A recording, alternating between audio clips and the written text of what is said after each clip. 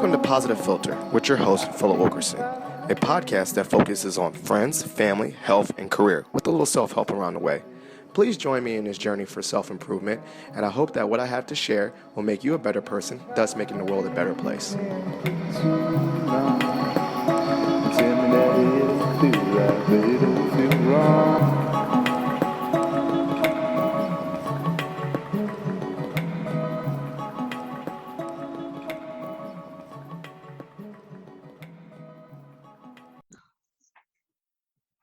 All right, boys and girls, ladies and gentlemen, everybody, it's your boy, Positive Filter, a.k.a. Prince of Positivity, a.k.a. I got Austin, Texas tattooed on my leg, a.k.a. Father of Two, a.k.a. I'm always tired and need more coffee. I just keep on doing random a.k.a.s. But I am joined by a special guest. As I said, every episode, everyone is a special guest to me because they took the time to be on my show and join me. And I am joined today by Sydney Nanberg. Sydney, go ahead and introduce yourself to the listeners today. First of all, I love your intro. I think it's awesome. Thank you so much for having me on your show. I'm really excited. My name is Sydney Nanberg. I'm an anti-bullying activist. I live in Miami Beach. I would say I'm also always tired for whatever reason. Yeah. I also am the owner of a marketing agency, but my goal is to help prevent suicides and inspire people to go after what they love in life and feel fulfilled, and also spread positivity. And I got started in that because growing up I was severely bullied and never wanted anyone to feel like how I felt. I love that. And you know, I got you. I'm gonna call you. I'm gonna give you some AKAs. AKA the bully champion or champion for victims. AKA CD or well, not CD, but you know CD, and then Nanny for Nanberg. That's your nickname. You're not the first one that has called me that actually. So that's Nanny, actually very funny. Maybe it's six. Maybe that's what's meant to be. Yeah. So you said you were severely bullied in high school. You know, and I don't want to bring up traumatized or traumatic events, but what were some of the things that people bullied you about? Yeah. So first of all, the reason I want to talk about this because I want it to help people who might be experiencing something similar. So I'm very open about this topic. It's really important too. I was bullied starting in elementary school, through high school, and then that's when it ended. And I had to switch high schools. It was terrible, but some of the things that would happen, I would get called fat, ugly. I was told I was worthless a lot. Every time I would speak up in class or the teacher would call on me, I would be like laughed at and you could see people whispering. I was that really quiet kid that like I never stood up for myself and everybody picked on. One time I had, food, more than once, food thrown at me in the cafeteria. I had a really cliquey, bad circle of friends where when I was younger, where it was just mean girl drama. Yes. Just a lot of that stuff. I was told once, we had a trip to DC in middle school. I think a lot of middle schools in the US do that. And we were paired up with random roommates, and the girls told me that there wasn't room for me, and the only place there was room that I could sleep in was the bathroom on the floor next to the bathtub. If I wanted to. So things like that. Yeah. And I think, as we go further and further, when you see those high school movies, you think of the most stereotypical bullies, a guy pushing you into the locker, pushing your head in the toilet and giving you a swirly and whatnot. But what you've described is a lot of psychological and mental bullying, really not that much physical, but just words. And obviously that left a lasting effect where, you had to switch schools. But I always learn, and not saying I'm giving none of the things. First of all, I'll say I'm sorry. I hate people hearing those stories. I'm glad you're a champion now. But most of the time when I hear the stories of bullies, you realize, when you don't want to put yourself in the aggressor's shoes, but you realize that sometimes they mask their own insecurities and they take it out on someone. So, in your adult mind, now that you're out of the system of being a victim of this bullying, what do you think were going through the aggressors' minds? Why were they being so mean to you? So it's actually, I think you're totally right, and I agree with everything that you just said. when you're growing up and you're going through it, and bullying doesn't just happen to kids or high Mm-hmm. schoolers or college Mm-hmm. students, it happens to adults as well. But when you're younger going through it, it's hard to see. My parents would always tell me exactly what you just said. Growing up, you never know what anyone's going through. If people were happy on the inside, they wouldn't treat people, like the way that they're treating them on the Mm-hmm. outside. Yes. And so now looking back, I can see, and have even been told by some of them, which is crazy. Some, as I've gotten older, and I'm out of college and we're in the real world, I have run into a couple people where they have said, oh my God, I was so unhappy during this time, or this was happening, or at home, my parents were, fighting, or they were getting a divorce. So you never know what's going on in anyone's life, but I truly believe that if you're happy, you treat people well, which is why my mission is to help people live a more fulfilling life, because if you feel good, you do good. And I think that people were probably very insecure. I was insecure too. I just handled it differently. And, there were times I lashed out. I was not perfect. I had a lot of anger and frustration that built up, and that I'm not perfect. I definitely had my fair share of things that I said too growing up, and still to this day, we all do. But I think that when that happens, it's because you have something inside that's bothering you that you need to work on. And now as an adult, I can see that. And so I can better handle it and better explain it to people. But it's hard to see growing up. So I definitely think, yes, it is an internal issue or something happening at home. Yeah, because through my counseling program, and the phrase, emotional intelligence and how you read people, what I've learned is that the meanest people are probably the most unhappy people. That's the most simple, that's the most simplified version of all my, I got a counseling degree just to get to that point, that like you just all summed that it up in one oh my sentence. goodness, it's like I got a whole master's in counseling just to realize that over my time, the most, the angriest, nastiest, most disgusting people are dealing with something beyond, in their own self, and then they internal or externalize it. Some people internalize it and then they have depression and all that stuff. Some people, when I see anger or I see nastiness, that's just a symptom of, like a symptom that's a showing symptom of a real problem that's going on in their life. And then if you really spoke to them, you'll realize that they're just doing this, unless they're a legit sociopath where they have like no empathy, and they're just literally there's like extreme version. But most people that or are not learned behavior. learned behavior, but most people that are not sociopaths, and you really get to break it down to them and pull them aside and say, what's going on? Why are you doing this to other people? And you'll realize that they're doing this. But additionally, I think also what we can discuss with I've said that the mean girl thing is that group dynamics. Sometimes you just take on group think, and you bully people, and and that's wrong. You're not to bully people, but you're scared to be the one to get ostracized yourself. Can you explain that phenomenon from what you heard too? Yeah, so that's basically what happened. So, growing up, you have your little friend group, and for some reason in our friend group, there is this one girl specifically, this is my situation specifically, and everybody was afraid of her. I wasn't afraid of her, which is probably why I was picked on the most. And she would decide, we're not talking to Sydney, for example, like we're done with her. And they would invite you to their birthday parties and make you feel horrible about yourself. And, you just really write hate letters. And, and then all of a sudden, they would say, okay, actually, now they're mad at this person, so you're on their good side. I would stand up and say something, and then, I'd be on the bad side again, because while I didn't stand up for myself, I also didn't, in that situation, in a friend's situation, I tried to always do what was right, and I didn't want to feel like I was afraid of someone that I was supposed to be friends with.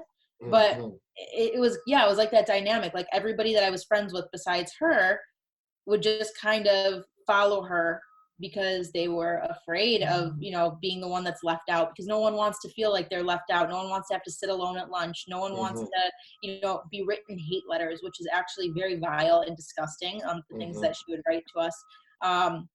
So they knew it was wrong, but they followed along. And until you grow up and you mature enough to realize, this is unacceptable and this person's very unhappy, the pattern just continues to happen. So it's rough.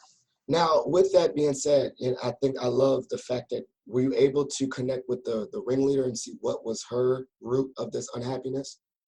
I always, like, I'm I'm always observing. I'm always like, Mm-hmm. I feel like I can pick things up pretty easily. Mm-hmm. At her home life, she was basically given everything she wanted. Mm-hmm. Her parents like kind of like bowed down to her, but then you never know what goes on behind. When I wasn't there, that's just what I saw. Mm-hmm. um and I couldn't tell what was going on. I just saw, oh, her parents, maybe it's just like a spoiled Mm-hmm. mentality type of thing. Mm-hmm. But I didn't know. I really didn't know. I didn't even think, oh, she's unhappy or anything like that. And she had nice parents. But then this is interesting. A Mm-hmm. couple months ago, I was on Facebook and I saw her Facebook page. I guess it just popped up, and I haven't talked to her in years, since I was younger.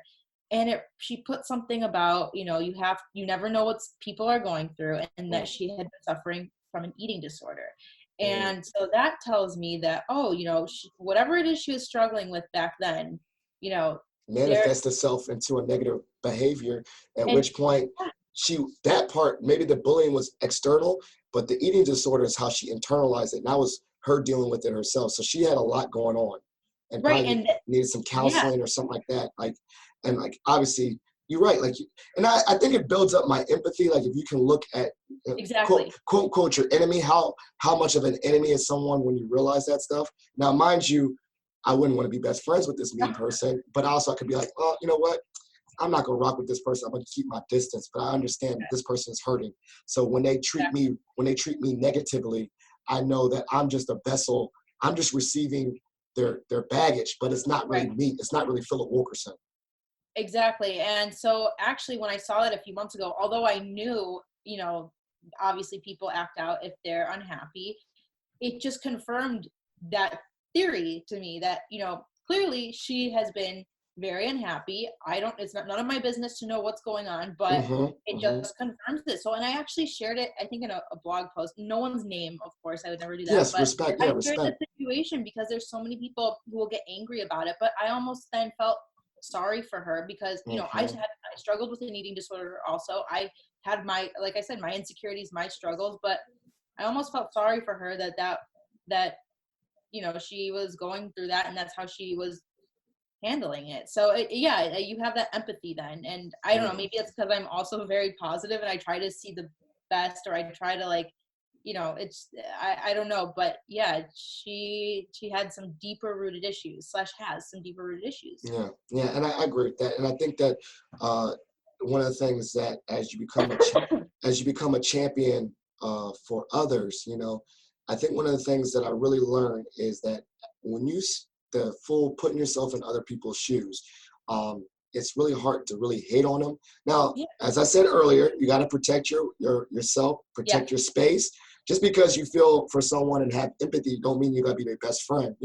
absolutely. You ain't gonna invite the girl to your house to have dinner. You know what I'm saying? Like, No, hey, hey, no. no, man, you can stay over there and stay out my life, kind of thing. But I'm positive, but I'm also realistic. You know what I'm saying? Yeah. But at the same time, it's like, okay, I can also let it go Right. because what I've learned in the study of happiness is that one of the things that is a really good practice is reconciliation and forgiveness. And Yeah. there's a difference between reconciliation, forgiveness, and acceptance, and toleration. Meaning, Yeah. they always had these studies where they sit the victim and the person, that victimized them together, and they say, you know what, you did this, this, and this to me, and I didn't appreciate it. And they let the bully or perpetrator say what they were going through. They have an understanding, but also they still check it and say, but, because I checked you or got to know you, it does not excuse your behavior. I still think what you did was wrong, but Right. I forgive you. I'm not holding it to me. Um, I let you go. I let that situation go. Have you felt like you've gone through that process where you're saying, okay, you're a bully, the actions you did are not tolerable, they're not forgivable, not tolerable or acceptable, as in you should keep on doing this to other people, but as a person, I forgive you, I let you go. Yes, I definitely went through that. So when I went away to college, I'm from Chicago. I went away to school in Arizona, and it was kind of like a fresh start for me. Mm-hmm. And people accepted me for me, and I had friends to the point where it was wonderful, but it was overwhelming because my freshman year was great. I did leave college after my sophomore year, but it was different. You know, I wasn't used to it. So what happened was I started to get more anxiety than I ever had. I used to get depressed, like way more depressed than I ever had. And then I used to get really angry. And I used to feel angry, like, you know, because I think what happened is all of a sudden I'm receiving all this love and all these amazing people and this fresh start. And it's like, whoa, like I had dealt with, you know, growing up, I struggled with an eating disorder, anxiety, suicidal thoughts, all of that. But now that I'm accepted, it made me angry towards those people. And so I ended up getting a lot of help while I was away at school. And I started to face those issues, and I had a lot of things to work towards, but forgiveness was number one, and no longer tolerating it. Like I don't tolerate that kind of behavior from anyone anymore. And I've learned what I deserve. And I learned, you know, that I'm not worthless, that I'm not stupid. You know, I learned a lot about myself just by going away. That's when it really hit. And it's taken a lot of work, and I still have to work on it every day. I still have very severe social anxiety because I'm afraid of judgment and things from the past. But there are things that I'm very aware of. But to answer your question, yeah, I've gone through that, and I have forgiven, and, you know, we're all a work in progress. And but it's important to do. It's important to forgive, not tolerate, you know, accept that it happened, and move forward with all that you can and learn and grow from it. And, you know, I work on myself as much as I can all the time. It's not an easy process, but it's necessary. And yeah, I've gone through it. Well, I also want to commend you. When did you start taking the steps to say, okay, I'm going to become an activist and then be a champion for those that are bullied? Like, take us through that process. Yeah. So I'm so sorry. So actually, it's something that I've always wanted to do since I was younger. I've always wanted to help people. And when I went to college and when I started going through all of these things, I used to journal a lot. And I had this idea to create something or write a book. And what's interesting now, like 6 years later, when I go back home to Chicago, I live in Miami now, I have my parents put all my boxes and everything in the basement. And I went through it recently, and I found all of those journal entries where I wrote about what I wanted to do. And those are the things I'm doing now. So side note, that's very interesting. So I always wanted to do it. When I went away to school and started getting help, I started putting plans together. I was like, I'm going to write a book. I'm going to do something. I'm going to build a community. I didn't know what it was. I was in school, just trying to figure out my life. You know, I didn't know what I was doing. Then my sophomore year, I dropped out of college, and I realized the regular path, you know, isn't for me, and that's okay. And I accepted that about myself. And I have a very out of the box personality, and I just felt like if I could do anything in the world, what would it be? And it was to move to Miami, and I went for it. And I kind of journaled my journey of doing that with the thought in the back of my mind of somehow getting to a place where I'm settled enough to start something. And I thought that it was so important for me to do what I felt was best for me, despite what everybody else thought, because there are so many people out there that are probably going through something similar. And I just really wanted to be that role model, and that someone could look up to and relate to and say, oh my God, I'm going through that also. And Sydney inspired me. So that was part of what inspired it. So I had the idea in college, and then I was like, you know what, I have to follow my gut feeling, what I feel is right, because how else am I going to inspire people if I'm not really facing my own, you know, internal gut feeling or desire, whatever that I wanted to do. So then I moved to Miami. I started a marketing agency. I love what Richard Branson says: if an opportunity presents itself and you don't know how to do it, take it and then learn how to do it. So I kind of followed that mentality, and Steve Jobs to think differently and, you know, do your own thing. And I kept getting inspired, and I finally felt settled, and I was like, you know what, I want to do something and make an impact. Now, sorry I'm just kind of giving you the journey. No, I love it. No, I love the journey. It's helpful for all the listeners. Yeah. So then a big part of my journey is that I'll go back and then I'll pull everything together. We're all over the place. Let's do it. I'm engrossed in this story. I feel like I'm taking on a journey here. Yeah. Right now we're in Miami. We're settled, have a marketing company, left college. Okay. Go back a few years to when I was 16, we got my dog, Cooper. And Cooper was, I had considered suicide up until that point. And all of a sudden I was like, oh, this amazing creature came into my life, and he brought so much happiness. I was like, I see hope. And that's when I started to see hope. So anyways, now we're back in Miami, and it's the day of and I have this idea to start an anti-bullying campaign, and I started Instagram, I started a blog, I start a podcast the day before my 25th birthday, so last year. Oh man, 20, jeez, make me feel old. Oh my goodness, only 20. Oh my God. I'm almost 26. It's okay. Oh my God. On my 25th birthday last year, Cooper passed away, which was really hard. You know what? I always try to look at the positive, although it's very difficult, because if it weren't for Cooper, I mean, this is kind of what led me to do this. I don't know if I would have been doing this. I don't know if I would have had the strength to inspire people. That sounds terrible, but sometimes you need that person, dog, something, anyone to connect to that can inspire you or give you that glimpse of hope. And he did that. And so what happened was last year on my 25th birthday was when I officially launched everything, and I went all in. And that's when it really started. And I was like, you know what? Cooper brought so much happiness. And that's actually, so January 22nd of last year. So it's coming up. He brought so much of that hope and positivity into my life. And I just went all in and wanted to do that for others. So that was the journey of the idea and how I got to it. And then this is why I really went all in, is right when he passed away. It was like, I really need to give back. Well, you know what, my counseling, I was definitely listening. I'm working on listening for myself, listening and not interrupting, because I definitely, I had so many questions. But one of the things I noticed was two things. I bet that's why Cooper probably saved your life or helped your life, was something to care for, the nurturing aspect, right? And therefore, let's connect those dots. You're caring for other people by doing this project.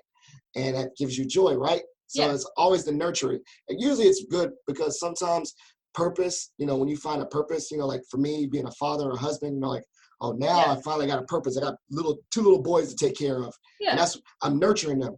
That's one. And two, it kind of alludes to similar to one of my experiences, because, you know, I've had issues with depression and anxiety as well, is that the mindset of a wounded healer. Have you heard of that before? Yeah, a little bit, yeah. Wounded healer means like literally like you are hurt, you're wounded, but you love to heal other people. It means like you're not perfect, but you know how that feels. Therefore, you're wounded, you have your wounds, you have your baggage. And because of that, instead of, you know, some people, when they're wounded, they externalize it in mean ways. Some people, when they're wounded, they're like, you know what? This is something, this really feels bad. You know, this feeling I have, no matter what I can do, I don't want no one else to feel this way. And that's one of the things through your whole journey, I think I'm hearing that. Like, this felt like really terrible. This was not a good situation. If I can do anything in my power, I'm going to help other people never experience that. Is that kind of correct? Yeah, I don't want anyone to have to feel like how I felt. And I think especially with social media now, bullying has really gotten worse. I mean, I mean, everybody experiences it differently, but I think, you know, it's just gone to new heights. And I just think that the typical anti-bullying campaigns aren't telling people, you know, to stop bullying. It's not enough. You really need to be inspired, and you really need to feel good about yourself. And that's what I hope that I can help other people do by sharing these experiences and my, you know, advice and, you know, just lessons that I've learned. And exactly what you're saying. I don't want anyone else to have to feel like how I felt, or I want to give, if they do, I want them to know that they're not alone and that there's hope. Yes. And also I think another thing you just said, it is worse. Because I remember back in the day, you go home. But now you go home, if you got your phone, they're coming at you. You're not home. You're like home. In a world too. So I definitely get on my soapbox and say, back in my day, it wasn't as bad as it now. You know, I feel old. And so I think my mindset too is I'm able to, you know, I think I didn't grow up in the social media era. So like if someone tried to come at me on a cell phone, I'm like, you know, just like, I'm more equipped because I just didn't grow up in. I'm like, all right, I ain't gonna answer your text no more. Right. You know, I'm not gonna read these comments because I'm more equipped. You know, I'm not living for likes. You feel me? Like I'm not living for likes and stunting on the gram. I ain't gonna lie, I do like to stunt a little bit on the gram, but at the end of the day too, it's like I know there's a little bit more separation from between my self-worth and some social media because I didn't grow up in it. Now, kids, I know people, I've met people that literally are so engrossed in social media that, if they don't get a certain amount of likes, it's It ruins their day. it's like, whoa, that's crazy. Crazy. Like, No, I have friends who are so, and again, social media didn't really start like, mhm, like Facebook was like a thing like later on mhm. in high school for me. Yeah, And so yeah. we didn't really grow up in it, but it's still a huge part of many people's lives. And so I have some friends where it consumes them. All they care about is taking photos, posting it, the caption, like it could take half of their day when they're not necessarily an influencer. I'm speaking about someone in particular. Uh, But it's a very common thing. I didn't even know that was a real job until now. So honestly, I mean, not Yeah. now. I mean, to this year when Bama's got paid, people get paid to be an influencer. I was like, man, I got the wrong job. You know what I I'm saying? know it's kind of cool. What do you It's do? Like, what do you have to right. do? Like, It's what is that? cool if you can make an impact. It's cool if you could do that. It's cool if you're happy. But if you're spending so much time focusing on taking photos and captions and likes to validate how you feel, that is a problem. And that's Yeah, where I see a problem. That's not good. That's where I'm like, what do we do yeah, about the yeah. situation? So that could be another layer because I think with the bullying, the group mindset, you can even get ostracized Yeah. in that. Like we're not going to like your stuff no more, or we're Right. gonna we're gonna do Yes. we're gonna do a smear campaign with our post to smear you. Or Yeah, it's crazy, and it's scary what people can do now with the internet. Um, it's scary. I always tell my boyfriend like I want my kids to grow up when we have kids in a different world than where we're living now, just yeah, because it's sad. So many people focus on social media for validation, and then if you're in a group setting like what you said, like what we talked about earlier with friends, it's like if someone gangs up on you, it's not like, oh, we're not sitting next to you at lunch. It could be, we're unfriending, we're unfollowing you on Instagram, or we're not, like you said, we're not going to like your photos anymore, or we're going to write bad things, and then everyone sees it, and then it's way worse. So I hope that this can, what you're doing with all the positivity and everything and that we're doing to help inspire people. I hope that it can inspire them to know mhm, their worth, yes, and build confidence in themselves so that those things don't affect them, so they can feel more fulfilled and happy in life. Because when you do, then those things don't matter. Sometimes I post a photo and I'm like, I do it to help other people. If you look at the mhm, content, it's to help other people. And if I yeah, don't get a lot of likes, maybe one person liked it and found it valuable. And if I yeah. do, great. It's a tough one. Well, I do. I try to jump back and say social media is a tool, and so as Cool. I Yeah. said, I use it to connect with other people and to help, but it's not going to use me. And Yeah. Yes. like anything, like you know, everything could be a tool. Like you got a knife, right?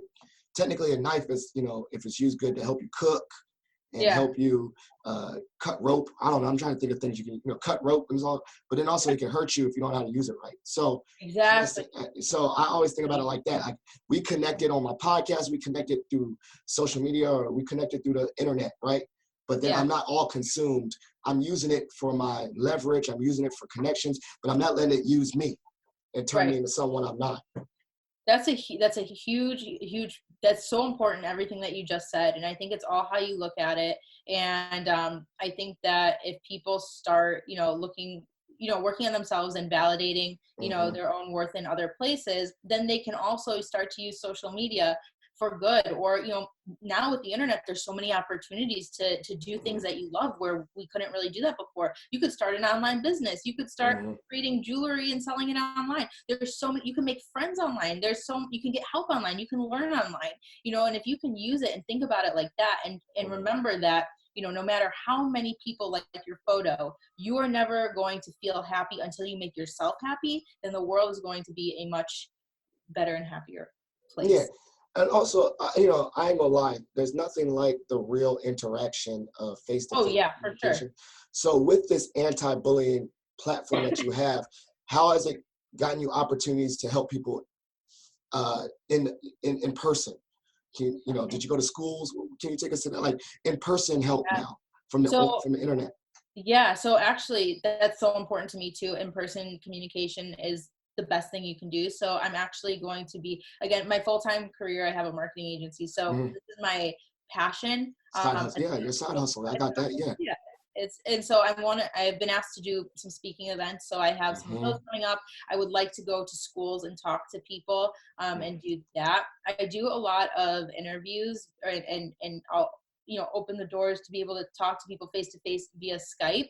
But it's really important to me, and I have it on my calendar to be involved in the community. So I have a lot of that coming up. The last few months have been extremely hectic. The last year has been hectic trying to, do a good job. But that's my goal, is to really meet with people face to face. But in the meantime, use this platform as a way for people to get inspired, not feel like they're alone.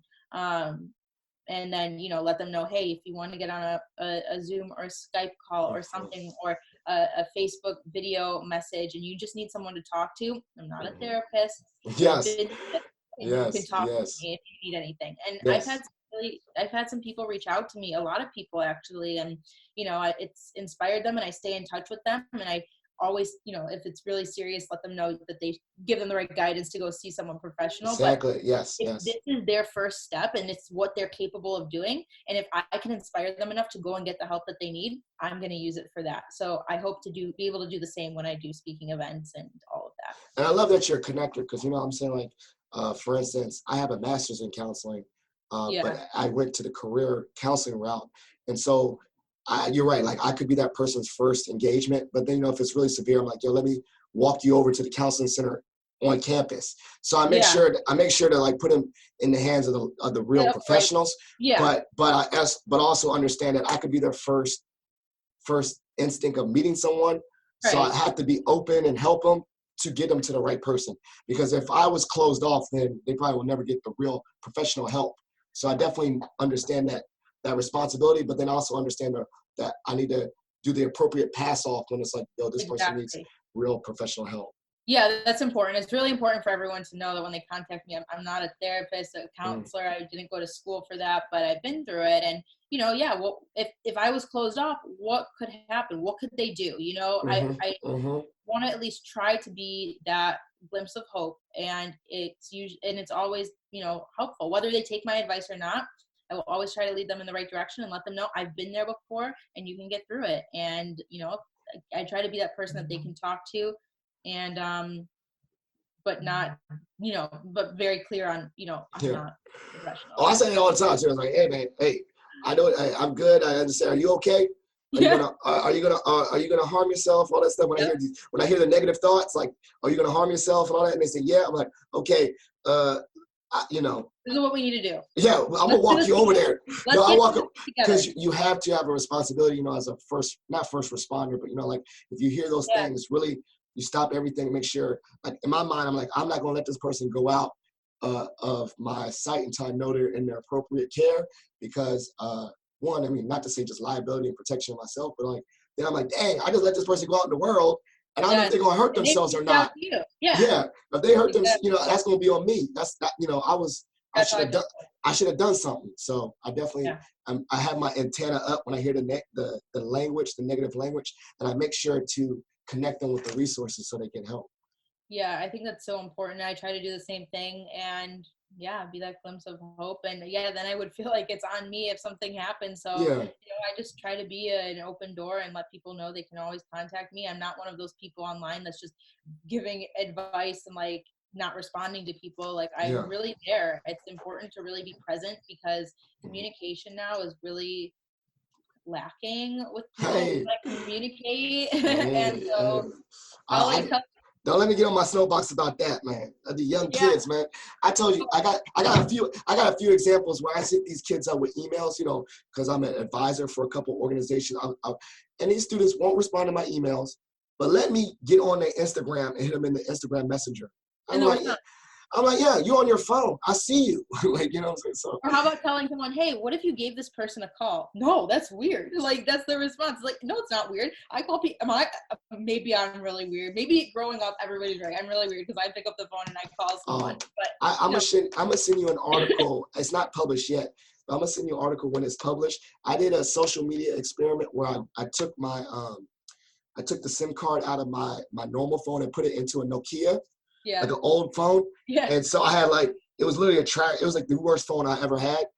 Just recently, I did it last fall, and I got so tired of texting people, I just started calling people. Because it's the best way to communicate. You never know what anyone's saying through text. You never know, how it's meant to come across. Someone might say something really nice, but you might be like, but why'd they put a period at the end? And then it's like, are they mad at me? Lord, So Lord. I think picking up the phone, there's nothing like it, in my opinion. I'm a huge believer, and we need to bring that back into the world, and then maybe that will help as well. True. So I did get you off guard. I did say I was going to, talk about some of my structure of my show, but I always do it to throw off the guest. I got a segment of my show called Shot for Shot, meaning you get to ask me any random question you want related to the bullying topic or not, and I get to ask you any random question I want. Kind of like truth or dare, but there's really no dare. You want to go first? I go first. You go first. All right. So that's not scary. So you've been through really bad friendships and stuff, but now you're an adult. You say, you know what? These are my, you can write on a piece of paper if you need to get your thoughts together, but these are my non-negotiables in new friendships. The friends got to be caring, responsive, whatever. What are some of your, what are maybe three? Yeah, three is easy to do. What is three non-negotiables when you start a new friendship with someone? This person needs to do this, this, and this. And you know what? If they don't meet these friendship requirements, I'm not beefing with them. I'm not going to bully them. But that's a relationship I don't want to continue as a friendship. Yeah. Okay. Honest, loyal, and kind. If you are honest and you are loyal and you are kind, then you are going to be understanding. You are going to be respectful of the other person. You're going to be able to be a good friend. You are going to be able to effectively communicate, and feel comfortable being able to communicate, because in any friendship, sometimes things happen. And if you are honest, if you are loyal, and if you are kind, then you are more likely to have a really good friendship. And those are non-negotiable. So if I notice, that someone is, maybe a good friend to me, but they're saying bad things about other people that they're friends with behind their back. Yes.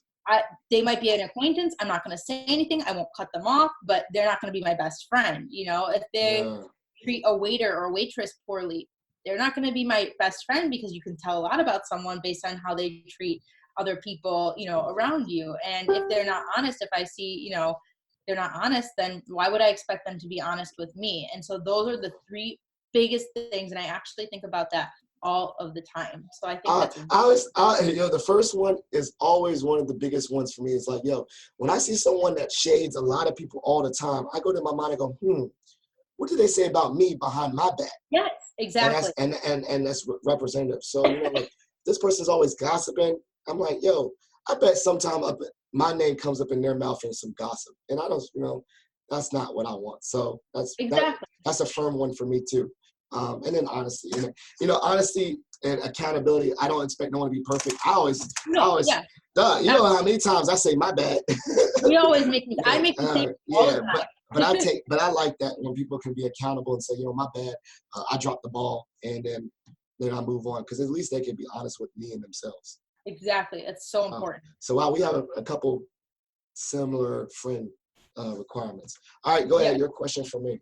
Okay, so my question for you has to do with your sons. When they get into school, how do you view,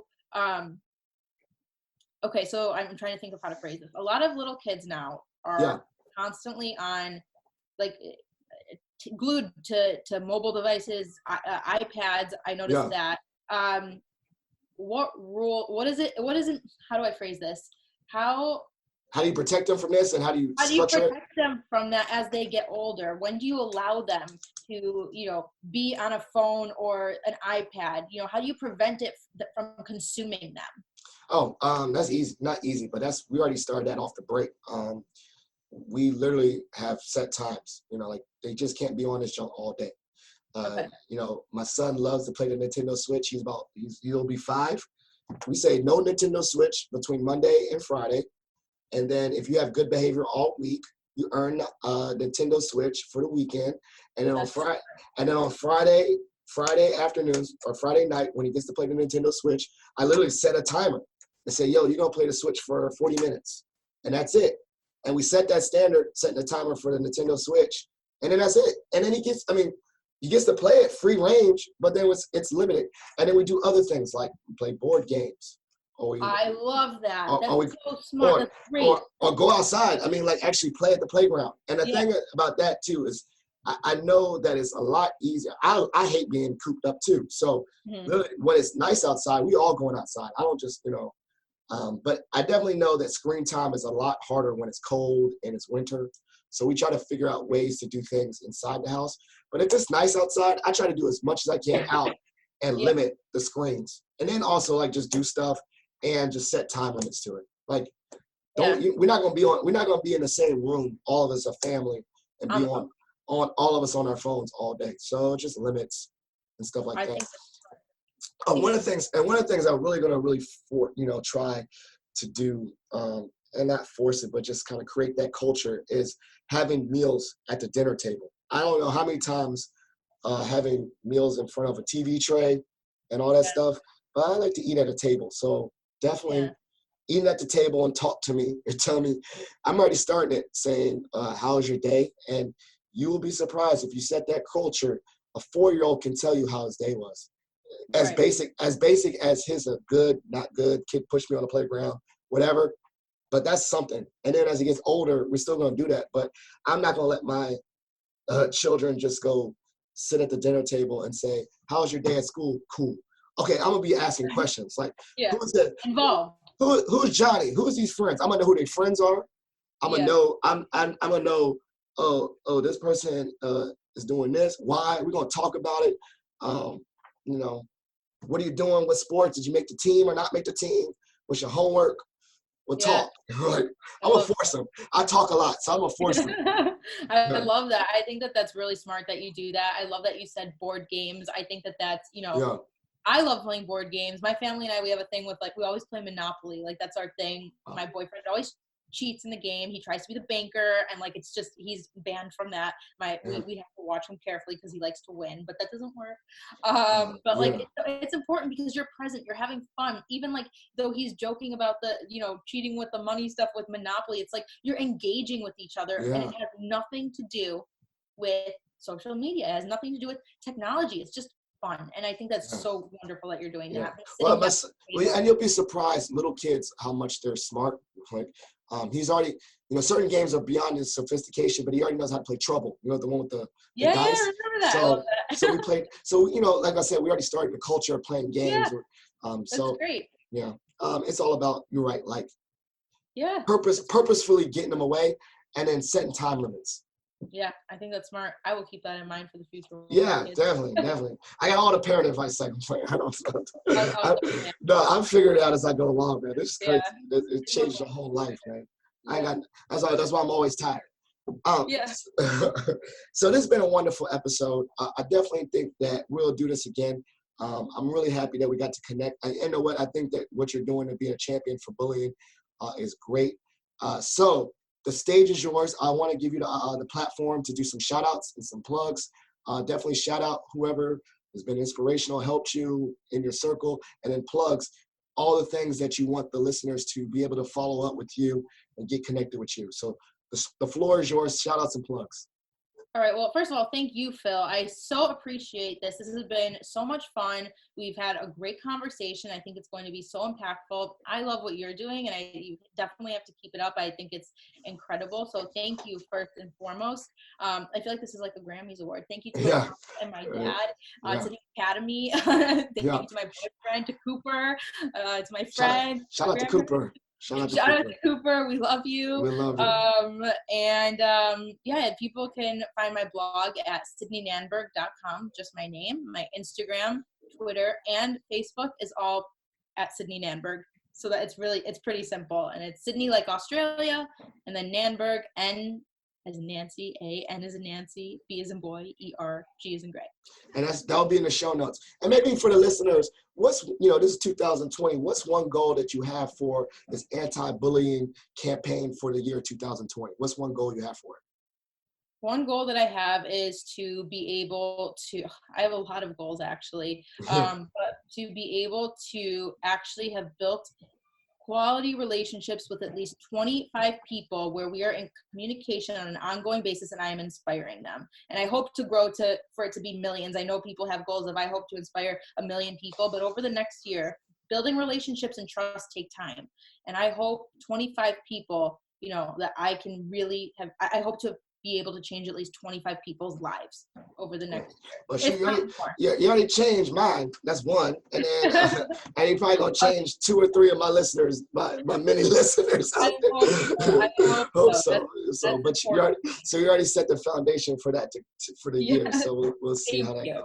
So please listen, listen to Sydney's podcast, read her blog, follow her stuff. As we say, being a champion for bullies, or not for bullies, no, being a champion against bullies is something that is very needed in the schools and the communities. And it doesn't just stop in schools. It's something that we can all adhere to as adults. And also, as the root of it is about being kind to other people. That's definitely one of my things. So please follow with her. Positive Filter listeners, if you check out this show, please share this with your family and friends. Definitely send me questions. Maybe I'll do a Q&A. Have Sydney send me some questions too. We'll do a Q&A episode, but just with different topics of the listeners. And if you want to leave a voicemail for the podcast, please call 571-336-6560. That's 571-336-6560. Sometimes I put the voicemails in my shows. So thank you so much, Sydney, for being a guest. I can't wait to see what you do in 2020. We'll keep in touch. I'd love to see where this goes. Thank you so much, Phil. I cannot wait to continue to follow you and your podcast and all the great things you're doing. And this has been amazing. Thank you. Thank you for listening to Positive Filter, a podcast that focuses on family, friends, career, with a little self-help along the way. If you enjoyed this podcast, please share it with your family and friends, and like the Facebook page, Spreading Positivity of Movement. Thanks for listening.